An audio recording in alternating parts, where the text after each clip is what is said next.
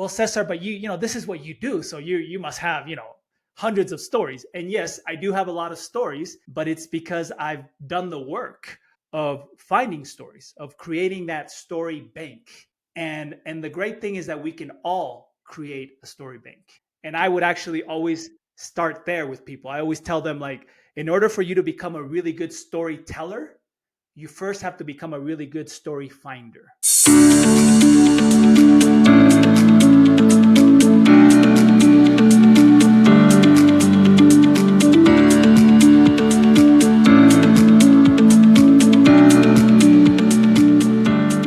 What I'd love to do, Cesar, is for you to give us some tactical strategies on how to even begin. What stories do we pick? How do we strategically do that? And then maybe give us some tactical ways to start creating our own stories.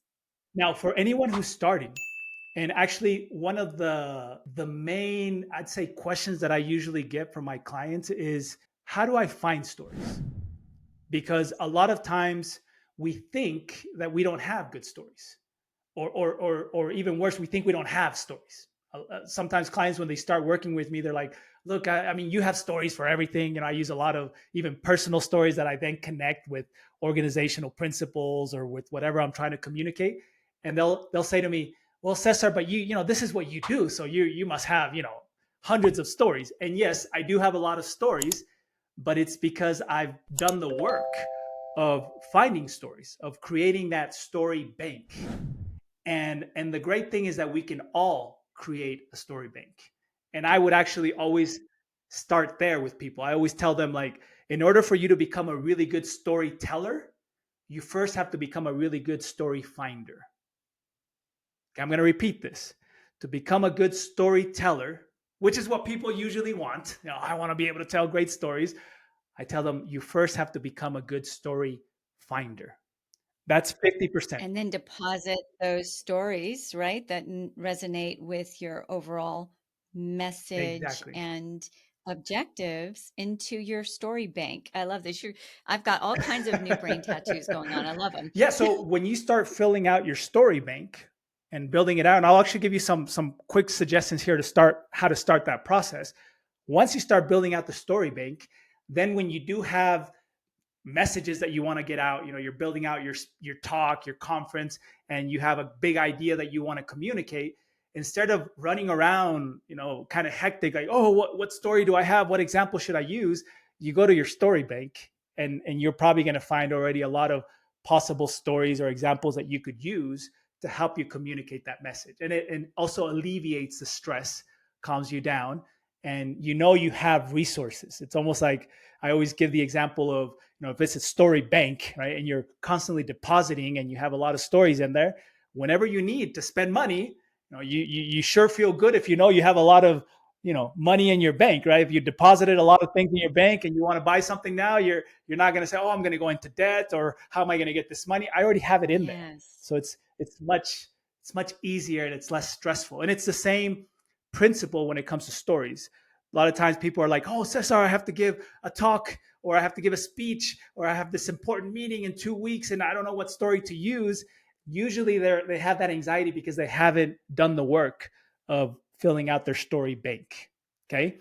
So here's a suggestion for you. And this is very simple. This is very simple. Actually, I'm going to give you two suggestions.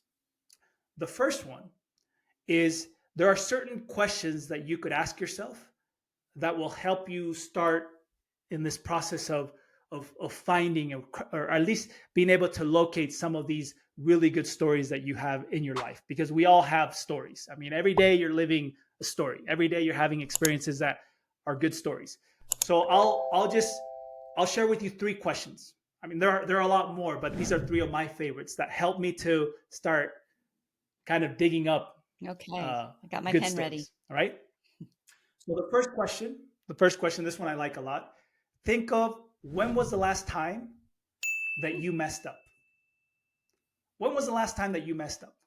It's something, whatever it could be. It could be something big, like, I messed up at work with something, or I messed up in my relationship, or I messed up, when I went to the supermarket. But think of, when was the last time you messed up?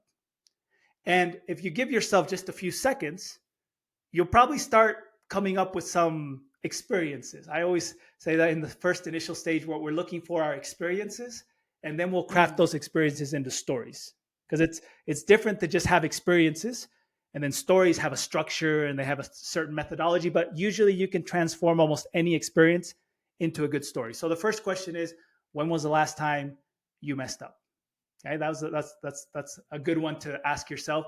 And ask yourself that question. If you have a pen or paper, give yourself a few minutes to see what starts popping into your mind and write those okay. experiences down. So maybe you'll be like, oh, like yesterday I was having a conversation with my kids, and I thought that that I was understanding what my teenage daughter was saying, and then I realized that I messed up because I didn't understand, and I started arguing with her, and it created a huge conflict just because I didn't really understand what she was trying to say. Okay, you write that down. Just to know, just do an overview. You don't have to go into detail of everything. Just an overview. So this experience is when I messed up with my daughter because she was trying to explain something, and I thought that I had understood, and I realized that I didn't, and it caused an argument between me and my teenage daughter. Boom, that's one. Okay, and you put it in your story bank. So that's one question. When was the last time you messed up? Second question: when was the last time something changed in your life? When was the last time something changed? And now, if you see, these are very broad questions, and I want them to be broad because I want you to have a lot of space to be able to find different things in your life. So, when was the last time something changed in your life? Maybe you moved, maybe you changed your job, maybe you changed a relationship, maybe you changed a certain habit in your life. When was the last time something changed in your life? Something significant. Okay. And again, you give yourself a few minutes just to think of that question and start going in there and looking for those experiences that are going to start popping up. I can guarantee you experiences are going to start popping up. Okay. Because we've all had experiences of change. And the third one, and again, these are just questions that I like. It doesn't necessarily mean that these are the only three that you can use. Okay. These are just three that I like. These are great prompters. I'm already like just want to start writing. These These are are just great. prompts. These are just prompts to help you. When was the last time you stayed quiet when you should have said something? Mm, When was the last time you stayed quiet when you should have said something? that's a good one. And you think about it. And you're going to always come up with those because we all have experiences where we stayed quiet when we should have said something. Yes. Now, these are just three. I actually have a list that I share with my clients of like 20 questions, prompts, right? And I always invite them to come up with even more.